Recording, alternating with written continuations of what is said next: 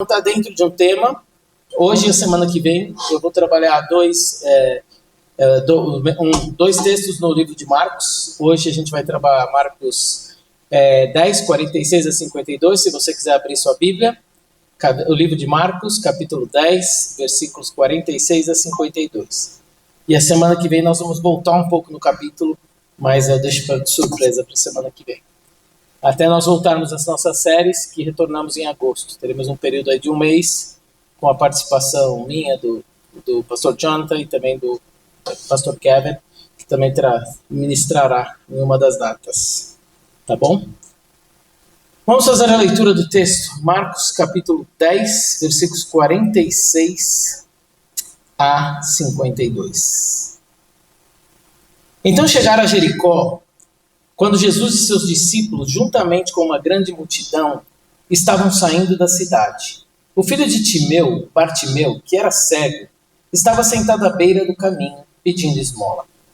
Quando ouviu que era Jesus de Nazaré, começou a gritar: Jesus, filho de Davi, tem misericórdia de mim.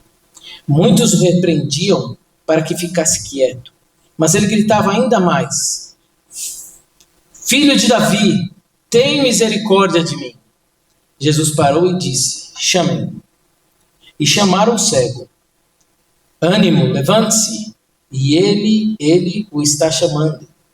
Lançando sua capa para o lado, deu um salto, pôs-se em pé e dirigiu-se a Jesus. O que você quer que eu faça? Perguntou-lhe Jesus.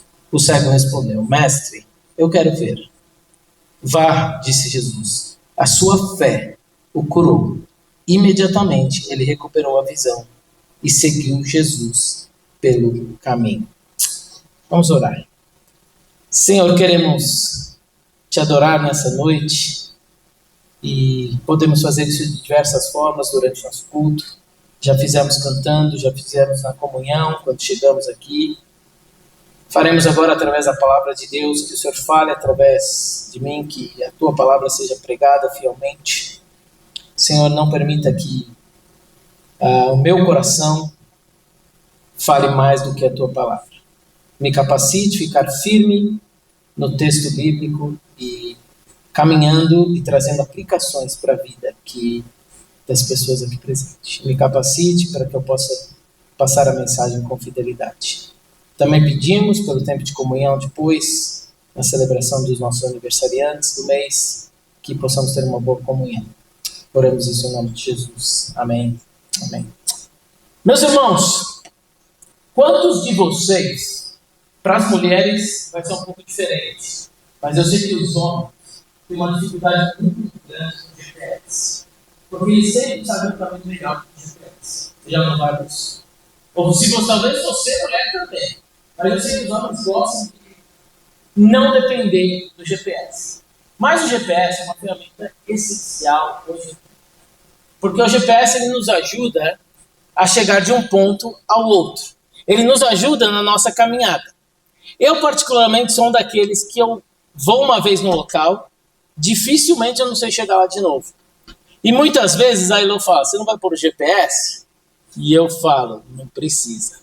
Só que eu só fui uma vez lá, então chega na metade do caminho, eu: é direita ou esquerda? Agora eu não lembro. Aí ela: põe no GPS, meu filho. E eu às vezes teimo um pouquinho, tenho uma dificuldade de reconhecer que o GPS é melhor que eu com os caminhos, né? E na realidade, esse dilema, né, principalmente dos homens, eu estou falando porque eu não sou mulher, então eu não sei dizer se as mulheres passam por esse, eu sei que os homens passam. Esse dilema, ele é um dilema muito interessante, porque ele mostra que todos os homens, né, que têm essa dificuldade, e se você tem essa dificuldade e é mulher, aplica-se a você também. Ele precisa passar por 4 passos essenciais nesse relacionamento com o GPS. E eu comecei a pensar e olhar para a minha vida e falar: faz sentido isso faz muito sentido. O primeiro passo, você precisa reconhecer que o GPS é melhor que você. Esse é um passo difícil, porque se você já está acostumado com o caminho, você ainda acha que você é melhor que o GPS. E raras vezes o GPS dá uns erros, porque é um sistema ainda, né? Mas na maioria das vezes ele está certo. Então você precisa passar por esse reconhecimento. E eu lembro uma das vezes Que ela falou, põe o GPS. E eu, põe. Acho que eu também na casa da Gilene, né? Porque agora eu já sei lá sem GPS. Aí eu acho que eu sei lá sem o GPS. Eu teria que ver quando eu for, viu? Novamente. E ela falou, põe o GPS. Mas demorou para eu ter o reconhecimento que eu falei, não, realmente tem que ser o GPS. O segundo passo que eu noto é a rendição, é render-se e pôr o GPS. O primeiro passo é reconhecer que você não é melhor que o GPS, que o GPS é a melhor solução. O segundo passo, que se você é homem, você sabe, demora às vezes um pouquinho, de você se render e entender que o GPS é a melhor solução e colocar no GPS o endereço. O terceiro passo é recalculando, na maioria das vezes, né? Ele restaura nosso erro, né? Então ele recalcula aquilo que você estava fazendo errado. Então isso acontece com uma certa frequência. Quando se você reconheceu que você é inferior ao GPS, você se rendeu a ele, e aí vem com certeza aquele recalculando, né? Porque é bem muito provável que você está no caminho errado ou está pegando a opção errada do caminho, né? E o quarto passo é você se deleitar no redirecionamento que virá. Porque daí você não tem que ficar mais tão preocupado, porque o GPS vai te levar ao ponto final. A não ser que você pegar um daqueles bugs que você para num lugar que não tem nada a ver com o lugar que você queria. Mas é tão raro acontecer isso, a maioria das vezes você realmente chega no lugar certo. Ele vai pegar aquele caminho correto e você vai chegar tranquilo, só tem que ficar olhando na tela ou ouvindo os direcionamentos. Então, na realidade, o GPS é algo essencial hoje em dia para nós. Ele se torna essencial, né? Para mim, pelo menos. Né? Para muitos lugares que eu vou, que eu preciso, porque eu não conheço, fica mais fácil. Lembra aqueles mais antigos, né? Que tem poucos aqui mais antigos, não vão lembrar, do mapa. Lembra do mapa? Né? O mapa era terrível. Nós tínhamos que abrir aquele mapão, alguém do lado tinha que ficar olhando para definir para onde você ia, para onde você não ia, né? E então o GPS é uma boa opção. O texto que eu acabei de ler, que nós vamos estudar hoje, eu quero acompanhar esses 4 passos com vocês aí, usando essa analogia do GPS, para a gente pensar um pouquinho do que esse cego vivenciou. E é muito interessante que a gente começa lendo esse texto. Eu não sei se você é crítico quando você lê, você quer entender detalhes. Eu sou assim, eu leio e falo, o que está acontecendo aqui, né? A primeira coisa que me chamou muito a atenção é que o cego vê o que ninguém vê. Vocês notaram isso? Que até mesmo os líderes espirituais da época estavam com dificuldade de ver algo que o cego podia ver, não podendo ver. Uma outra coisa que me chamou a atenção é que ele não viu Jesus. Ele ouviu que Jesus estava lá. E ele é chamado a atenção para isso. Porque ele, com certeza, bem provável, por uma questão lógica, ele conhecia as histórias de Jesus. Né? Ele conhecia o que Jesus havia feito. E quando ele ouve que Jesus de Nazaré está lá, ele sabe que é aquela pessoa. E no andar do texto a gente vê que ele muda de Jesus de Nazaré para filho de Davi. E a gente vai estudar um pouquinho sobre isso, sobre a beleza da visão desse cego. Como que esse cego reagiu à presença de Jesus. Mas algumas coisas são interessantes. Que o cego, ele absorve essa oportunidade como se fosse a última. Mas ele não sabia, mas de verdade era a última. Porque Jesus estava indo para a crucificação. Ele não voltaria mais para lá. Ele seria crucificado. Mas o cego não sabia o que aconteceria no futuro. Mas ele luta por essa oportunidade como se fosse a última vez que ele veria Jesus. E de fato era realmente a última vez. Mas ele, independente de saber que seria a última ou não, ele luta como se fosse a última. Então essa é uma outra coisa que me chamou muita atenção lendo o texto. O cego vê mesmo não vendo. Isso é um paradoxo. Esse texto ele traz o paradoxo da visão. Como pode um cego ver o que ninguém vê? É muito interessante isso. Enquanto, como eu falei, enquanto os líderes espirituais se preocupavam tanto com elementos e não elementos espirituais, esqueciam da fonte que dava todos aqueles elementos, aquelas características, aquele conteúdo necessário para a espiritualidade deles, né? E o cego transforma isso. Ele foca no mais importante. Então isso me chamou também a atenção. Em termos de... nesse relato, o cego, mesmo não podendo ver, a sua reação demonstra algo sobrenatural que aconteceu na vida dele.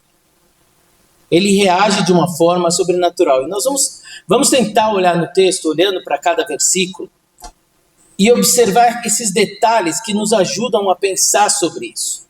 O primeiro ponto que eu quero que você observe nesse texto é que o cego viu Jesus como Salvador. O cego viu Jesus como Salvador. Ele, no texto, diz que ele ouve que Jesus de Nazaré estava passando por ali. Mas quando ele grita por Jesus, ele não grita Jesus de Nazaré, ele grita Filho de Davi. Tenha compaixão. O que representava o termo Filho de Davi? O cego, ele afirma que Jesus era o Messias, que ele era da linhagem de Davi. O Messias que veio para salvar, veio para restaurar, veio para transformar esse mundo. Então ele ouve que Jesus de Nazaré, que era aquele homem, conhecido homem, iria passar. Ele conecta todas as histórias que ele ouviu falar de Jesus de Nazaré e ele as clama como Jesus, filho de Davi, como Jesus Deus, como filho de Davi, o rei. Ele afirma que ele era o Salvador. E é muito interessante que ele tinha algumas características para essa afirmação que são complexas, né? Que a gente tem que pensar um pouquinho. O cego era uma pessoa rejeitada, isolada, pedindo esmola, numa região que tudo indica que era muito perigosa naquele momento. O povo se encontrava num local e vinha junto para não se passar naquela região sozinho, por medo de assaltos. Era uma região muito perigosa. E ele estava lá, totalmente vulnerável. Mas a maior preocupação dele ali, quando ele sabe que Jesus de Nazaré está ali, é que Jesus olhasse para ele. Tenha compaixão de mim. O que ninguém fazia, ele faz. Jesus faria. E a gente nota nesse grito de reconhecimento, quando ele faz essa afirmação,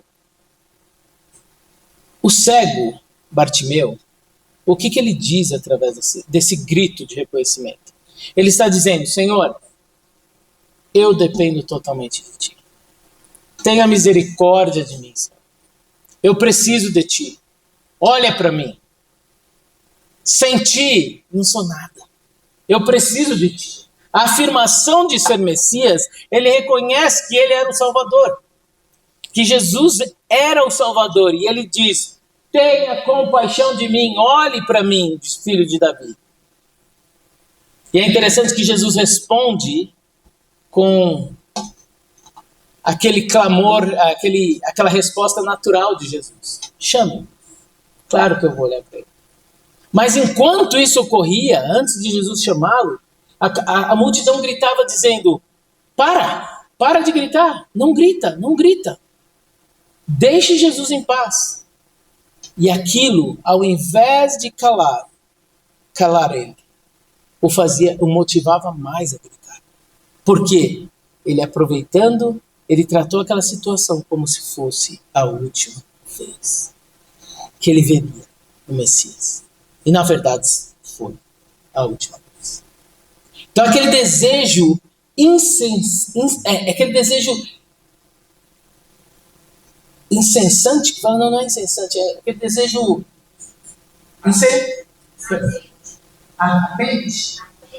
atente, olha, chique, essa eu nem conheci. Ardente. Atente eu não conhecia. Aquele desejo ardente de buscar e que Jesus disse. Um desejo que somente alguém que reconhecesse Ele como Salvador poderia ter. O cego, mesmo não podendo ver, ele via Jesus como Salvador. Revelando a total dependência que ele tinha em Jesus. E afirmando o quanto ele precisava de Jesus. O quanto ele necessitava que Jesus olhasse para ele. E Jesus respondendo fala, venha, tragam ele até mim. Ele se levanta e vem até Jesus. E Jesus faz a pergunta que não quer se calar, né? O que queres de mim? O que queres de mim? Uma pergunta que confesso que essa semana estudando esse texto, no meu sofazinho, que eu sento sempre para fazer as minhas leituras, me fez pensar o que eu quero do meu Salvador. O que eu espero do meu Salvador. Ao mesmo tempo do grito de persistência, o grito de reconhecimento dele, existia persistência nesse reconhecimento. O que nós queremos do nosso Salvador? Se você reconhece Ele como seu Salvador e Senhor, o que você hoje quer do seu Salvador? E o cego responde, eu quero ver. Mas na realidade a resposta do cego, ela vinha movida de algo que ele já tinha reconhecido. A dependência do Senhor, o quanto ele precisava de Cristo. O quanto ele reconhecia Ele como Messias, o que ninguém podia ver. A maioria não podia ver. A maioria lutava. Ele é um falso profeta. Ele é alguém que não tem feito, que não fala a verdade, é um mentiroso. E ele reconhece Ele como Salvador. Se a sua vida tem sido fundamentada em quem Jesus é e o que Ele fez, você reconhece Jesus como Messias? O Messias tem sido aquele para o qual você adora? Ou você vem aqui hoje, ou você lê a Bíblia todo dia, à procura dos seus próprios interesses? Aqui parece que o cego talvez estava interessado nos seus próprios interesses. Não, é muito mais que isso. A afirmação dizia assim, Senhor, tem compaixão de mim, eu preciso de Ti, sem Ti eu não consigo viver. Era mais do que simplesmente ver com os olhos. Ele vê, ele recebe a vida, ele recebe a esperança do Salvador. O quanto você tem levado a sério a sua vida com Deus. O quanto o seu relacionamento com Deus reflete você, alguém dependente, necessitado, e Deus como Messias, na pessoa de Jesus Cristo. Jesus é o Messias ou ela é alguém que eu clamo quando eu estou no desespero? Jesus é o seu Salvador ou é alguém quando eu só fico feliz quando Ele atende os meus desejos? O cego Bartimeu não tinha nada. E ele reconhece Jesus como Messias. Porque ele entendia que ele dependia totalmente de Deus. Isso tem sido uma realidade na sua vida? Acho que essa é uma primeira lição que esse texto tão bonito, essa história tão bonita nos traz. Realmente, hoje, que você vem até CCP, adorar a Deus, você vem com o desejo de adorar o Messias. Não importa a situação, não importa o momento que você vive, não importa se o pastor pregou bem, não importa se o Sung errou na música, não importa se o Jonathan deu o recado errado, eu vim para adorar o Messias. Essa tem sido o desejo do seu coração. O cego Bartimeu ele nos ensina que ele via algo mesmo não podendo ver. Porque ele cria que Jesus era o seu Salvador. Realmente, Salvador, normalmente todo mundo quer, né? Jesus como Salvador. Mas o cego Bartimeu, ele não fica só no Salvador. Ele vai para um outro aspecto que ele vê que é muito interessante da pessoa de Jesus. O cego viu Jesus como Senhor.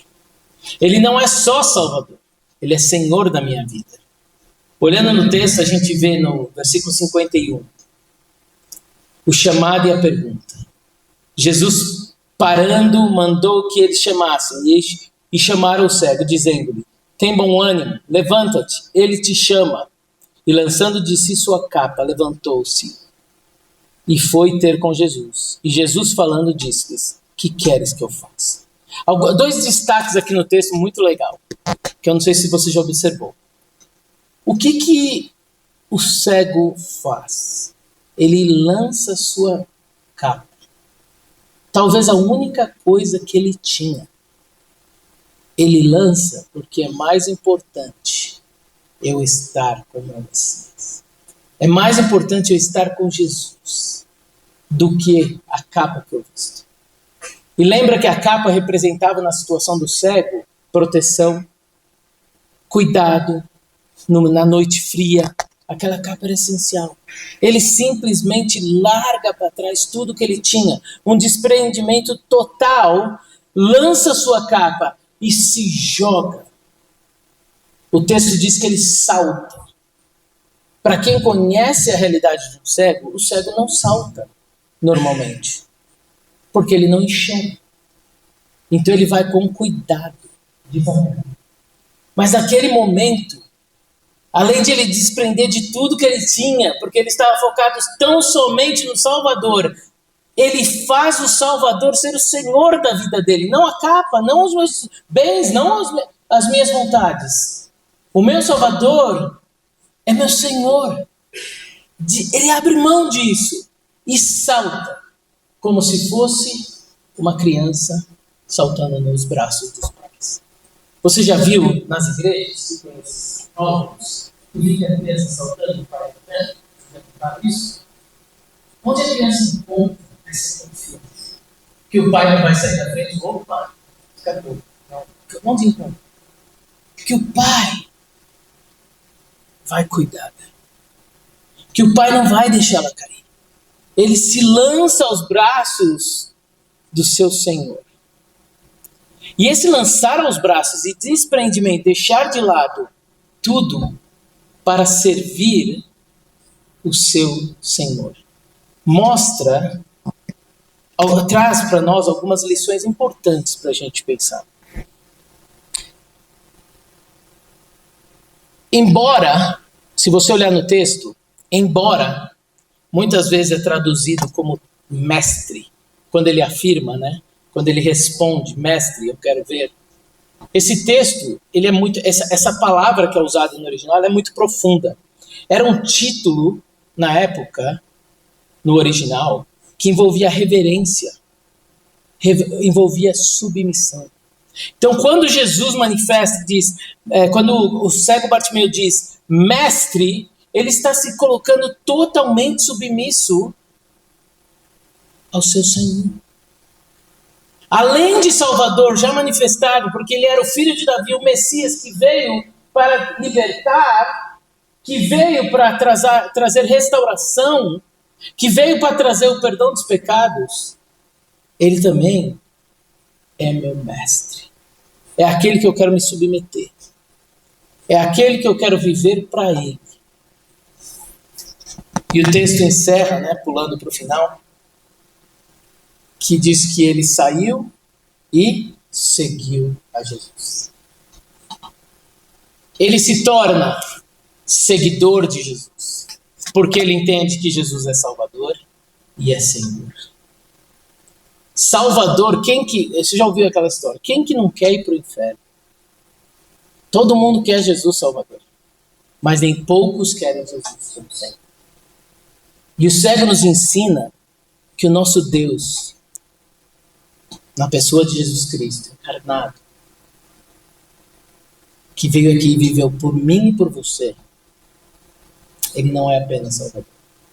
Ele também é Senhor das nossas vidas.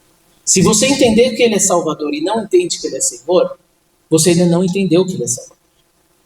Porque uma vez salvo, você entende que Ele passa a ser Senhor da sua vida. E nós vemos no texto que a vida do cego, ela não ficou limitada a voltar e sentar no mesmo lugar e continuar pedindo esmola. Ela teve uma mudança, um redirecionamento, recalculando. Agora eu vou seguir ao meu mestre. Agora eu vou seguir ao meu Salvador. A nossa vida com Deus, quando encontramos a Cristo, esses dois entendimentos que o cego Bartimeu nos ensina, deve estar bem presente em nossas vidas. Jesus deve ser o nosso Salvador e deve ser o Senhor da nossa vida. Mas como isso se aplica na minha vida diária? Talvez a pergunta que vem à tona para a gente pensar é o quanto Jesus faz parte das suas decisões.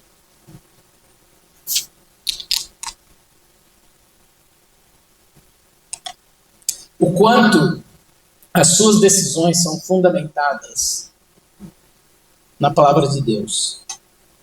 O quanto a sua vida, aquilo que você faz, revela que Jesus é Salvador e é Senhor da sua vida. Nós vivemos num mundo que nós somos chamados a várias coisas, a várias situações que nos distanciam desse relacionamento com Deus. O quanto nós temos deixado levar para longe do nosso Senhor e Salvador.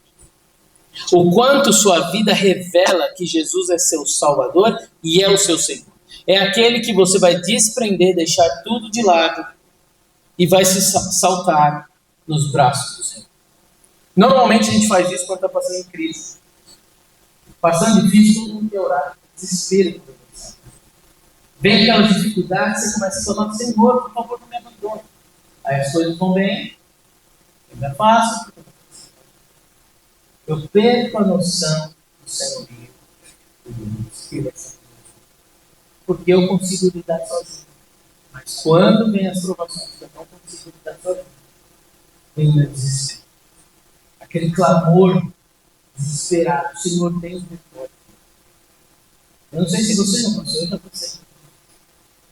Eu não via solução. Eu só tinha uma pessoa sentada no cego. Ele não tinha mais o que fazer. Era uma pessoa rejeitada pela sociedade. Pessoa cega, vulnerável.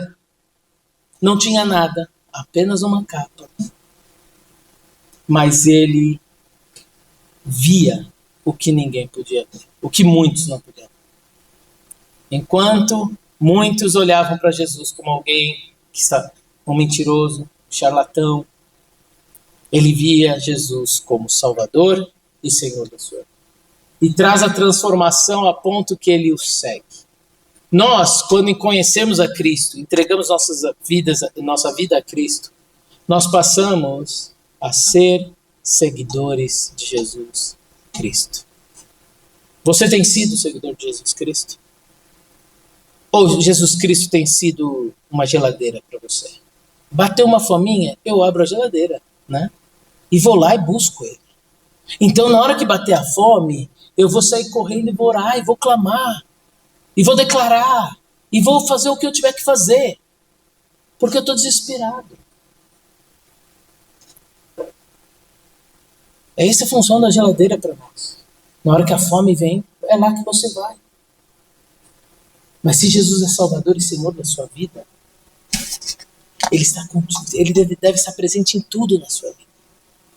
Em todas as suas decisões, como você vive no seu dia a dia, como você age com o seu cônjuge, como você age com o seu irmão, como você age com a sua irmã. E olhar para a vida de Jesus e buscar ser mais parecido com Ele. Já falei aqui várias vezes, nós nunca vamos ser igual a Ele. aqui na terra. Nós somos pecadores. Mas devemos viver para a glória dele. Devemos viver com os olhos nele, olhando para ele como Senhor e Salvador da nossa vida. Se ele não é Senhor da sua vida, talvez você ainda não entendeu a salvação. Talvez você ainda não conhece a Cristo. Porque é uma sequência natural. A partir do momento que ele passa a ser meu Salvador, ele me tirou das trevas, ele me deu salvação, ele me tirou da condenação, eu sou livre da condenação, a minha resposta é natural. Eu não preciso fazer para ter a salvação. Mas uma vez que eu a tenho, eu respondo a ela como Jesus Senhor. Porque ele é o Senhor da minha vida. Ao reconhecermos Jesus como Salvador, nós entendemos que somos fracos, que somos totalmente dependentes da graça dele. Nós somos como o cego Bartimeu. E clamamos: Filho de Davi, tem compaixão. Aqueles momentos que a depressão, a ansiedade vem, que as pressões da vida vêm, que você não sabe para onde correr, para onde ir. E o único lugar de descanso, de conforto, de segurança, é nos braços do Pai. E eu me jogo nos braços do Pai. Porque ele é meu Salvador e é meu Senhor. O cego não podia ver, mas quando ele soube que o filho de Davi o chamou, ele jogou a cara e salta. Algo que não é normal para quem não vê. Porque ele não sabe onde ele vai cair, onde ele vai chegar, porque ele não vê. Mas ali ele tinha plena convicção de onde ele chegaria. Nos braços do seu Salvador e do seu Senhor. E passa a ser Senhor da vida dele. Eu vou segui-lo. Na nossa vida, essa caminhada de ter Jesus como Salvador e Senhor em nossas vidas é uma caminhada dura, porque a gente tem o pecado ainda influenciando. Nós vamos falhar. Nós vamos cometer erros. Mas nós não podemos perder a noção da dependência que nós temos do Salvador. A necessidade que nós temos de clamar e falar: Senhor, novamente eu pequei. Novamente eu errei. E novamente eu preciso de Ti. Me ajude a ser mais parecido contigo. O desejo de ter Jesus como Senhor tem sido algo forte em sua vida? Tem sido algo que você pensa ou você, já sou salvo, está tudo bem. Não preciso seguir, não. Uma vez salvo, sempre salvo. Realmente, a Bíblia diz, uma vez salvo, sempre salvo. Porém, o salvo, ele não responde dessa forma. Então, talvez nunca foi salvo. Talvez você ainda não entendeu a salvação. Porque o salvo, ele não vai ter essa mente. O salvo vai ter a mente de rendição. Senhor, novamente eu falhei. Perdoa o meu pecado, Senhor. Me ajude nessa caminhada, que é tão difícil. Eu preciso de Ti, Senhor. Eu preciso de Ti a cada momento. Se esse sentimento não está presente, se você acha que você é autossuficiente, que você sabe todas as respostas, que você conhece todos os caminhos, e que Ele não precisa ser Senhor da sua vida, é muito provável que você não entendeu a salvação que está em Cristo Jesus. A salvação não traz liberdade para você viver num país livre. A salvação traz a liberdade do pecado e da condenação eterna. Nós vivemos num país que prega muito isso. Não, nós somos, porque aqui nós somos livres, né? Então, parece que a Bíblia, a liberdade que a Bíblia traz está relacionada a um país livre, como nós, o Brasil também é livre. Nós temos um país livre, parece que está relacionado a isso. Não, a salvação, a liberdade que as Escrituras nos dão, a liberdade que nós temos a liberdade que nós temos no nosso país, ela não é o que a Bíblia ensina. A Bíblia ensina que a liberdade é da condenação eterna. Nós somos livres, mas não livres porque podemos andar na rua. Nós somos livres porque não somos condenados pelo pecado. O pecado, ele não nos condena mais. O pecado, presente, passado e futuro, está pago na cruz do Calvário. É essa liberdade que as Escrituras tratam. E tão somente. Se Jesus é seu Senhor e Salvador, você está livre da condenação eterna. A necessidade que nós temos de entendermos Jesus como Senhor e Salvador em nossas vidas tem que ser a nossa comida, porque sem ela morreremos. Porque sem ela, talvez você nunca entendeu a salvação. Concluindo, Jesus não é um GPS que de vez em quando falha. Não é. Ele é quem seguiremos e que nunca vai falhar. Só que nunca falhar não significa que ele vai fazer todas as suas vontades. Porque a vontade de Deus é a comida de Jesus. Como diz João 4,34. Fazer a vontade do meu Pai é a minha comida. Sem ela eu não sobrevivo. Eu dependo dela. Então não pense que porque as coisas estão ruins na sua vida, ou Jesus esqueceu de você. A vida não é sobre você. O mundo não é sobre você. O plano divino não é você. O plano divino é redenção para todos. Não é só você. Muitas vezes a gente quer que tudo aconteça para nós. Parece que Jesus distanciou de nós. Mas talvez aquela dor vai te moldar. Aquela dor vai fazer você chegar mais perto de Deus. Aquela dor vai fazer você se submeter mais ao Salvador e Senhor. Aquela dor vai te ensinar que você depende de Cristo. Vai te aproximar mais de Cristo. E a nossa tendência é que todas as nossas vontades sejam feitas para que eu possa adorá-lo feliz. A adoração, ela ocorre independente do seu sentimento. Ela deve ocorrer independente do seu sentimento. Adoração, se você reconhece Jesus como Senhor e Salvador, deve ser como do jovem, do cego, que não tinha nada, não tinha esperança, rejeitado, isolado. E ele ainda assim o adora. No programa The Chosen tem uma cena muito significativa que revela esse princípio. Quando Tiago chega para Jesus e fala: você me manda para curar pessoas e eu não fui curado. E Jesus pergunta para ele: você quer ser curado? E ele diz: quero, mas não vai. E ele faz aquela cara e Jesus diz: sabe por quê? Muitos precisam ser curados para crer. Você não precisa. Você me adora sem ser curado. Essa história é fantástica. Você me adora sem ser curado. E você não vai ser curado. E ele diz no final: mas por pouco tempo. Em breve, só um pouco tempo. Em breve, estaremos na eternidade plenamente com Deus.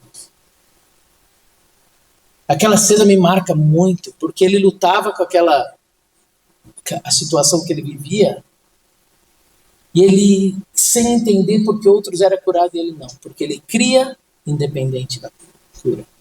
Isso revelava que Tiago tinha muito claro quem era o Salvador e quem era o Senhor.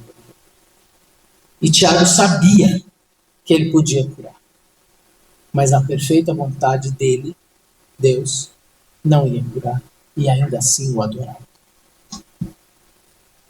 Essa cena mostra muito do que a gente está estudando essa noite.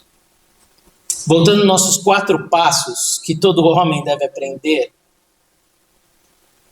para lidar com o GPS, quero aplicar 4 passos, os mesmos 4 passos, para você aprender, entender o seu relacionamento com Deus, a sua vida com Deus.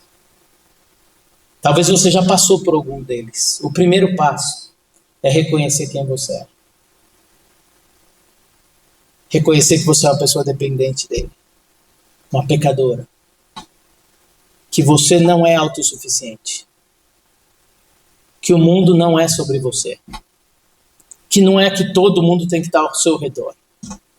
E batendo palma para você. Não é estar no holofote toda hora. É reconhecer que você é um pecador.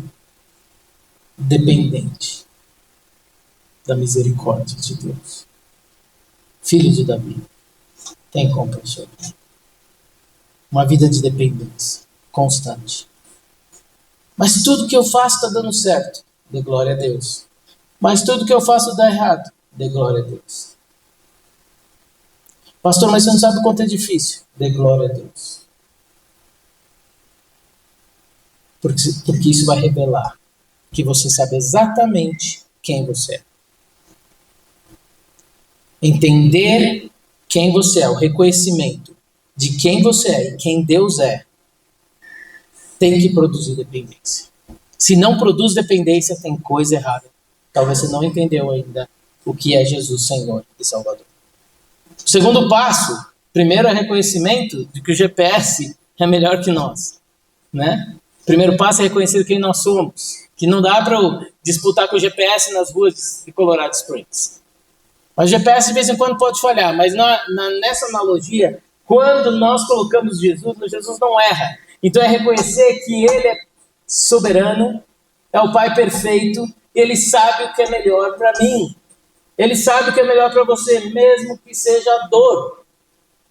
A Bíblia está cheia de casos de homens que foram fiéis a Deus e que passaram por dor.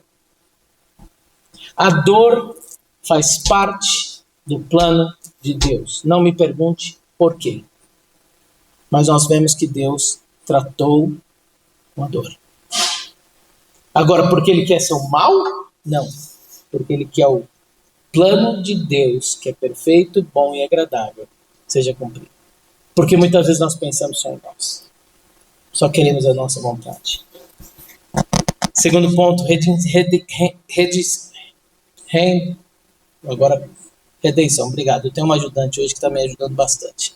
E ela trabalha em linguística, então é perfeito. Redenção. Travou de novo. Redenção. Obrigado. Rendição. O segundo passo. Rendição. Colocarmos nossa vida totalmente submissa a Deus. Reconhecer sem rendição, você não reconheceu. E a gente vê isso na vida do cego. Além de ele reconhecer a situação dele, ele se rende ao Salvador e ao Senhor. Ele diz, filho de Davi, tem compaixão de mim. Ele vê o que ninguém podia ver, mesmo sendo cego. Terceiro passo, restauração. Lembra do recalculando? Está recalculando o caminho. Quando eu entendo quem sou eu, pecador, falho, que dependo de Cristo, e me rendo e coloco minha vida a Cristo, sua vida será restaurada. No caso aqui, pela graça de Deus, a misericórdia e soberania de Deus, ele não só foi restaurado espiritualmente, Deus permitiu que ele fosse restaurado fisicamente. Mas isso não é uma promessa. A única promessa que tem, e é uma promessa que não tem acordo, ela sempre vai acontecer, é que se você clamar o nome de Jesus, entender que Ele é Senhor e Salvador da sua vida, e colocar sua vida dedicada a Ele, para a glória dEle, você será salvo. Essa é a promessa. Agora, talvez você não vai ver. O cego Bartimeu viu. Deus curou. Talvez você não vai ser curado. Talvez você vai continuar tendo dificuldades. Mas é uma questão de perspectiva. Como diz Jesus para Tiago no The Chosen. Só por um tempo. Em breve estaremos juntos, celebrando as bodas do Cordeiro. Em breve estaremos juntos e você estará totalmente curado. Uma das brincadeiras que, no momento difícil nosso que a gente fez lá, é que a gente orou errado. Eu orei pela cura da minha sogra. Só que eu esqueci de falar, não cura total, só cura terrena. Deus curou ela por completo. Levou ela para a eternidade, corpo perfeito, desfrutando das glórias, da glória de Deus, das belezas, do relacionamento com Deus. Hoje a gente vê com os óculos, ela já vê sem óculos, ela vê a beleza da glória de Deus. A cura completa. Muitas vezes a gente perde essa perspectiva, que a morte de um salvo é a cura completa. Talvez quando você precisa querer que Deus cure e ore direito, fala assim, cure para me dar mais uns aninhos na terra com ela, para não ter perigo de Deus atender de outra forma. No nosso caso, ele atendeu de outra forma, dentro do plano perfeito dele. Essa restauração é imediata. A promessa de salvação para aqueles que clamam, que dependem e precisam da pessoa de Jesus Cristo e reconhecem Ele como Senhor e Salvador. A promessa é imediata. A restauração é imediata. Você será salvo. E nós vemos nesse texto o quarto ponto, lembra? Recalculando. E nesse recalcular do GPS, o que acontece? Ele nos redireciona para o lugar certo. Essa restauração que Cristo faz em nossas vidas, ela tem que ser respondida, não por obrigação e não para ter a salvação. É em resposta à salvação. Ela tem que ser respondida com o direcionamento correto. Eu quero viver para o meu Senhor. Eu quero viver para Cristo. Que minha vida reflita a pessoa de Jesus Cristo.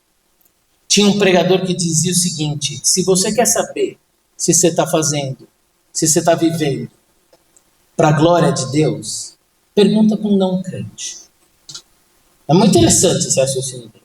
Pergunta para um não crente. Você acha que eu sou um crente? Se ele falar assim, eu nem sabia que você era crente, nunca notei.